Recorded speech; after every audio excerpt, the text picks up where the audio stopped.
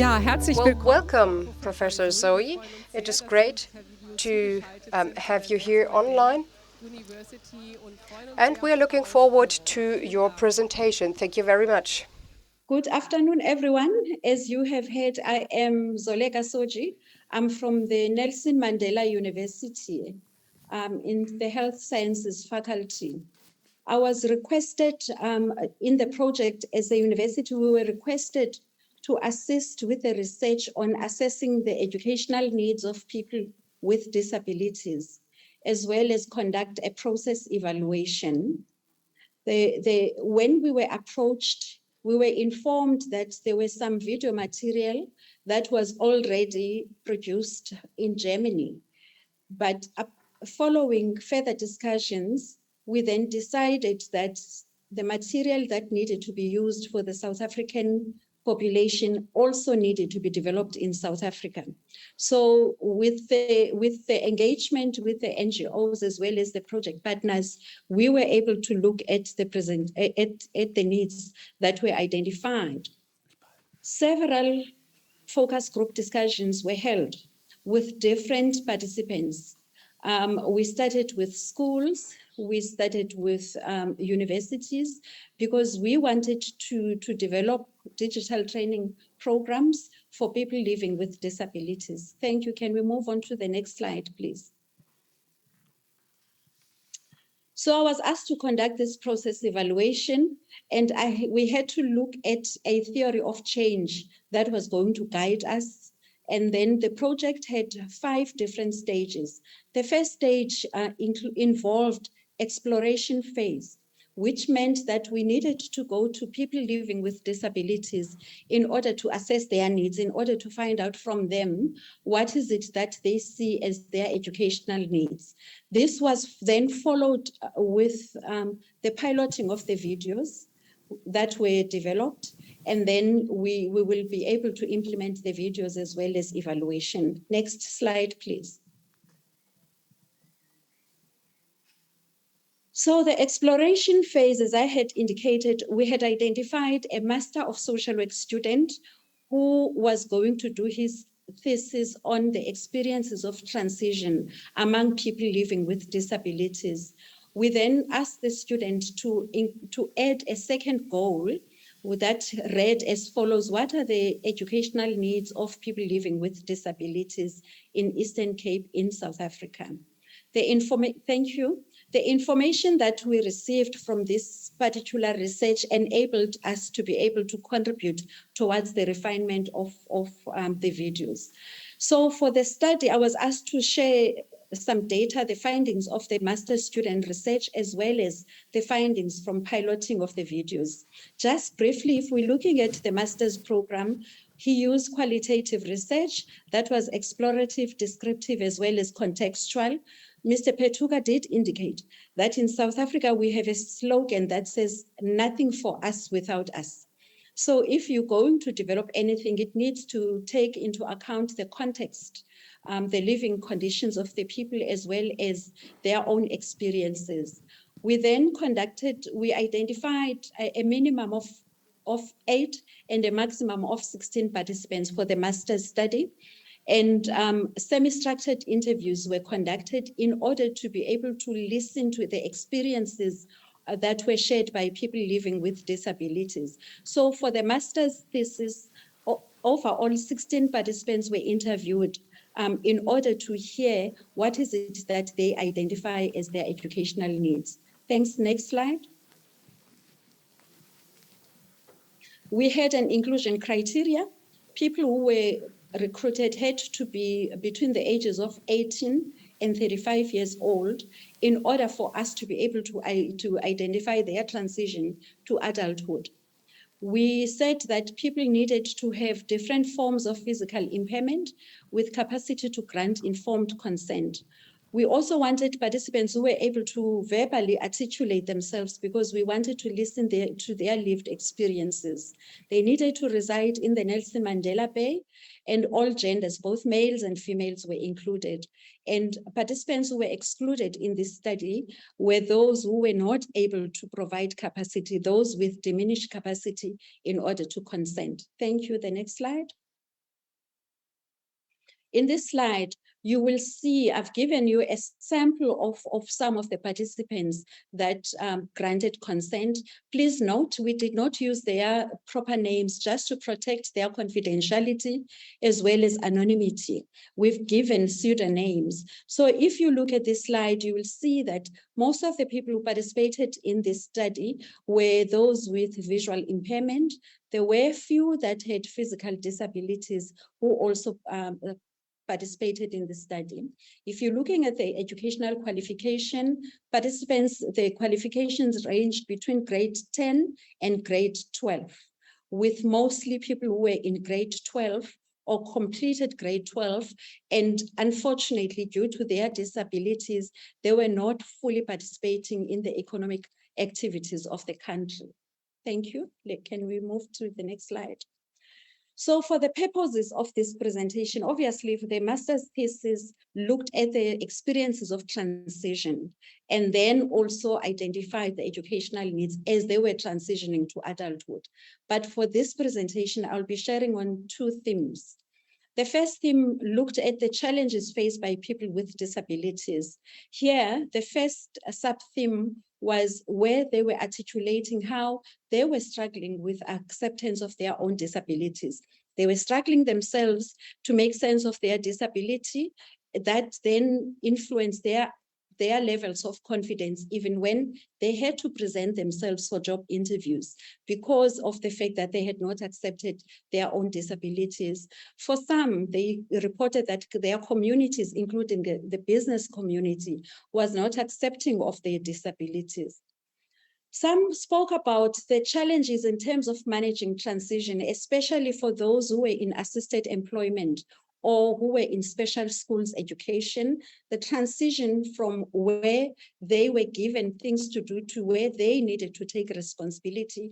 The sense of independence was limited by the fact that they were accustomed to be living in sheltered environments where the people were always assisting them, where they had to live independently. That was a challenge for them. Unemployment was identified as a big challenge. Most of, if not all of the participants were coming from poor backgrounds.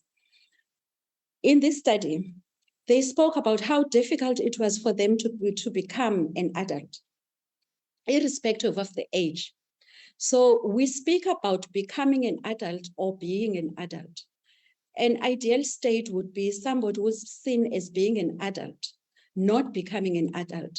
So here, they were saying that because they were not meeting the social indicators of adulthood, that was then perceived as them not having reached adulthood as yet. Social indicators such as economic independence, such as being able to start your own business, such as being able to start your own families, they were experiencing what is referred to in literature as waithood, waiting for adulthood. Even if their age, the chronological age, meant that they were adults, but society was still seeing them as not fully fledged adults. And then there were also societal ignorance as well as lack of understanding about the disability. Next slide, please. The next theme then was us exploring what are the educational needs. Among the educational needs that were identified, those that featured prominently was the skills to facilitate interdependence. Here they spoke about entrepreneurial skills. They want to learn skills in order for them to be self-sufficient. They spoke about the need for them to have computer literacy, especially with the shift from physical engagements and physical working to computer literacies. They spoke about that, and they also identified financial literacies. Most of the participants that were identified were receiving the social relief grant from government, and they were saying that that social relief grant is not enough for them to be self-sufficient. However, if they learn how to manage their finances, if they are given skills for financial literacies, then they are able to use whatever they receive from government in order for them to build more onto it. Some spoke about deficit in language and communication skills, and that was coming from sheltered environments that they were coming from. That theme that spoke about the challenges in terms of transitioning, especially those who were in special schools, those who were from grade 1 to grade 12, they were in special schooling systems. They said that they struggled when they had to be independent, and they wanted to learn skills that would aid their social interactions, especially during job seeking opportunities. They were saying that they wanted to be taught how to start up businesses. Now, the rate of unemployment in South Africa is very high. And participants were saying that, yes, we appreciate learning how to write applications to seek for jobs. We appreciate job seeking skills and employability skills, but we also want to be able to learn how to start up businesses so that we can be able to contribute to the economy of the country. Next slide, please. They wanted to learn people management skills. They wanted to learn social skills. They also wanted to learn how to present themselves for job interviews, how to write the job applications, as well as gaining access to educational and employment opportunities. One of the themes that featured very prominently, especially when they spoke about their experiences of transition, their experiences of educational opportunities, they were saying that they can't see themselves. They say whatever intervention that you have to present needed to feature people living with disabilities, even with the video material that has been produced, they still want to see their role models. They still want to see themselves, people that they can relate to. Next slide, please. So the first part was looking at the findings around educational needs of people with disabilities. The second part then speaks to the piloting phase of the video material that was produced. Mr. Petuka spoke about some of the videos that were produced in Germany, and most of the other videos were also produced by the NGOs that are partners in this organization. And those videos were based on a needs assessment that was done by the particular organizations, where they engaged with people in their own NGOs, looking at what are the educational needs. And then some videos were developed. My role then was to pilot the videos in order for us to be able to look at applicability and relevance of the video, and to get the views of people with disabilities to see whether they felt that the videos were relating to the needs that they have identified. Thank you. Next slide. We conducted focus group discussions, and these focus group discussions were conducted with people coming from the particular organizations. We showed them the video material, and we asked them a couple of questions. Next slide. In the piloting phase, we had 21 participants, of which 11 were males and 10 were females.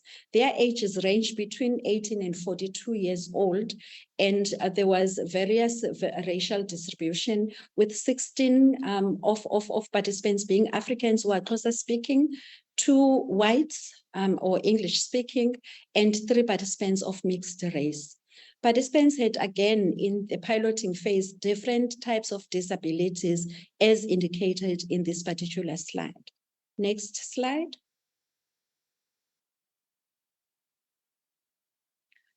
So when we asked them, what do you see as the needs of people with disabilities? What are some of the challenges?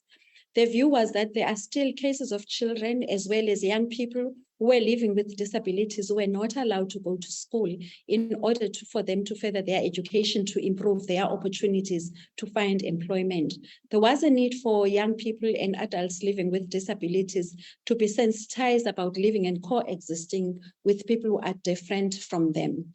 The sign language was identified as key, and they said that the sign language should be included in the curriculum of the schools in South Africa. Next slide. We then also looked at additional needs, especially with adults. They said that they need to further their education in professional careers, as well as being able to have access to universities. They were saying that special schools are good, but the transition between special schools and mainstream schooling, as well as mainstream economy, participating in economy, was a challenge for them, especially given the lack of exposure to some of the context. They also said that there was a need to pave a way for not only those needing skills for employment, but for those with ambition to start up businesses. Now you can also now identify the self-employment was very key, was identified as key, and they want to be able to learn skills to start up their own companies. Thank you. So we asked them, what has been your experiences of the video material that was produced? And they all found the quality of the video material to be very good and educational. They spoke about how the videos were assisting them with job readiness skills. And here they in particular mentioned the videos that were produced by Masifunde that looked at how to prepare for one's CV, how to present yourself even in the job interview. They liked it because it gave them step-by-step information on, and they felt that the information that they were given was also assisting them so that they can be able to teach others about the skills that they were learning in the videos. Next slide. We then asked them, what do you think need to have been done differently? Or what are some of the aspects of the videos that needed to be improved? They spoke about the fact that the videos needed sign language interpreter. They also acknowledged that one cannot be able to cater for all the 11 official languages in South Africa. So they said one way of dealing with that is to add subtitles throughout the videos. They spoke about narration and voiceover in the videos, and some of them were saying that if you are applying for a job, yes, the videos do address issues such as presenting myself when I'm attending the interview, but they were asking, how do I then approach the subject of reasonable accommodation? If I'm selected or if I'm shortlisted for an interview, can I speak about that? Is that going to limit my chances, or is that going to influence my future employer from giving the job to me? They wanted to learn about roles and rights and responsibilities of people with disabilities, especially when applying for employment. And again, here you can see they spoke about the importance of using persons living with disabilities in presenting the video material. They appreciating the actors that have been identified and utilized by organizations, but they're saying also train us, use us so that we can be able to be those actors that we see in the videos. Thank you.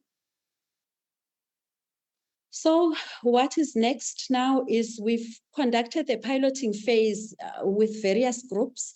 We are now in the process of engaging with prospective employers in order to hear from them about the videos, as well as to hear from them what else needs to be included in the videos.